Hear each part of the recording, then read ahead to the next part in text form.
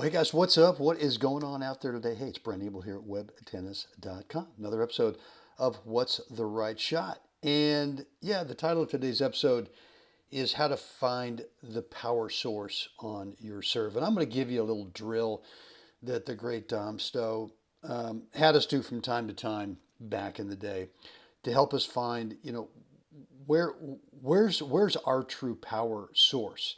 And what that means is where does the toss need to be?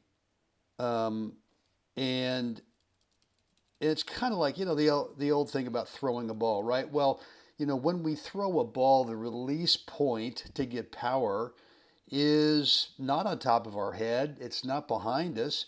It's actually somewhere in front of us a little bit, right? It's a way to think about it in the serve. For a lot of people, that works. For a lot of other people, that image doesn't work. But what Tom had us do was this: is he would imagine this is you got a basket of balls here. Let's say you got 25 balls, and you don't have an opponent over there. Obviously, right? You're on your own, and what he would have us do, I can't do it anymore at this age, but when I was a younger dude in my early 30s, I could. And that was, he would say, all right, I want you to go ahead and I want you to hit your serve on a straight line, not on an arc. I want you to hit your serve on a straight line to where it lands against this back fence. In this case, if you're indoors on the tarp here, right? You're not aiming for the box. You're not aiming for anywhere inside. All that you're trying to do is how much power can you generate where the ball just goes in a straight line from where you are right now behind the baseline to all the way over there against that back fence on a line. I can still do it, but it actually has a little bit of a trajectory, a little bit of arc to it. I can't do it, like I said before, as I could younger, just not as strong.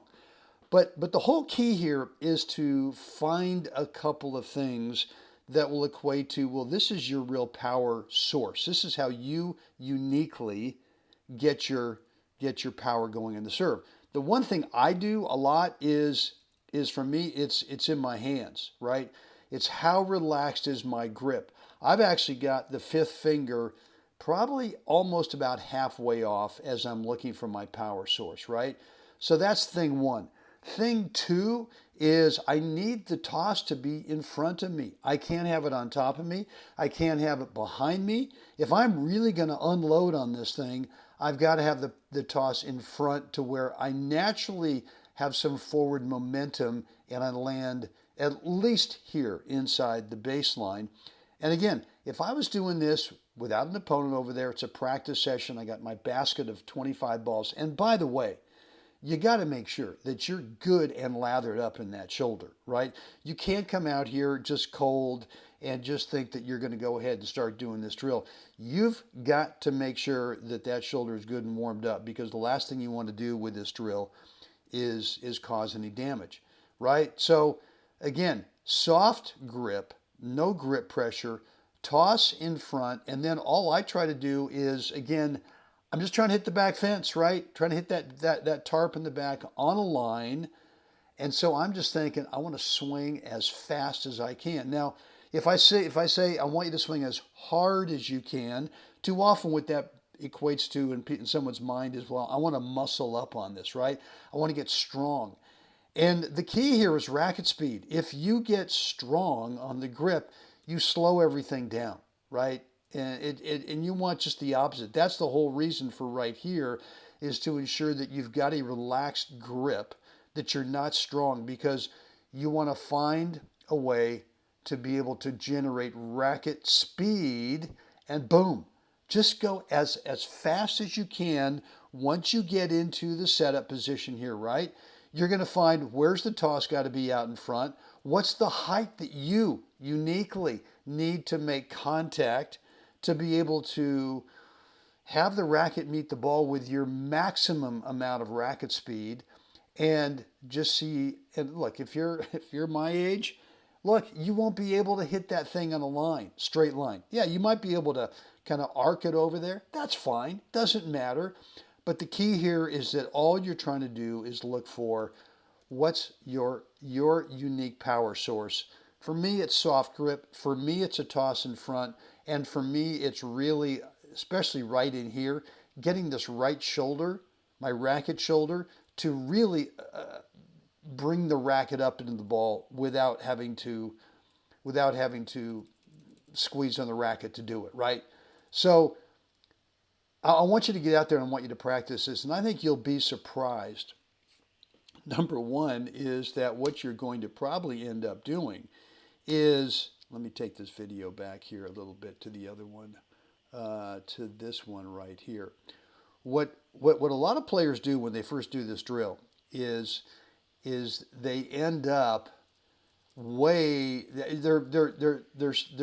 so conditioned target wise to go into the service box that it takes them a few times to feel comfortable, like, you know what, this is not what the drill is. This drill is to just find where's your power, right? And so for me, I'm going to just go through this again, and then I want to make sure that I got this one thought for you here in the drill, is that right in here, I'm looking at the target, right? I'm looking at my target, which is that back fence, or which is the tarp if you're indoors, right? And I'm looking about what would equate to, you know, whatever above head high in terms of contact would be over there. And now I'm just checking my grip. And if you can look, I mean, I've got the fingers, especially the index finger. I'm not even sure it's even touching the handle. But it's everything's relaxed. And if you look down here, the fingers start to come off. Now they get back on. But it's very relaxed. And the toss is in front. And all I'm thinking about now in my mind's eye, what's my target? Well, my target's not the service box. It's not anywhere inside the court over there, right? It's that spot on the fence. It's that spot on the tarp over there. And I'm just trying to unload, just boom, just go after it with it, right? For a while, you'll probably bring the ball down too soon, right? It won't be a straight line. That would be normal. But yet I don't ever want you to think that by doing this drill that you'll never hit with this kind of power inside the service box. You will. You will eventually be able to find this power source, and it'll get directed back down inside the service box. And the way that you do that eventually is, now you're still looking for your power source, but you're not looking at your target over here, right? You're not looking at the tarp if you're indoors. You're not looking at the fence if you're outdoors. You're looking at a spot that's on the net here, right? It could be a dark crease in the tape here. It could be anything. But what I do is I find something, and then I just go, all right. And again, I've hit it in that straight line, trying to hit that back fence of the tarp maybe 10 times. Now I've found my power source, and now what I'm going to do is I'm going to find my spot that's on the tape, and I'm just telling myself, same power source, and all that we're doing is hitting the ball a foot above that spot on the tape. Same power source. I don't need to artificially redirect it down. In my mind, I've already got my target, which is that spot. And I think what you're going to find is that you can generate a lot more power on your serve and be able to be consistent with it going inside the service box. Get out there, do this drill. Let me know how this works for you.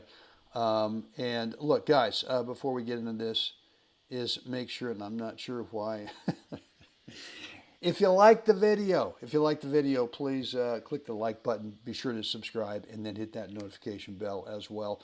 I'll clean this up next time.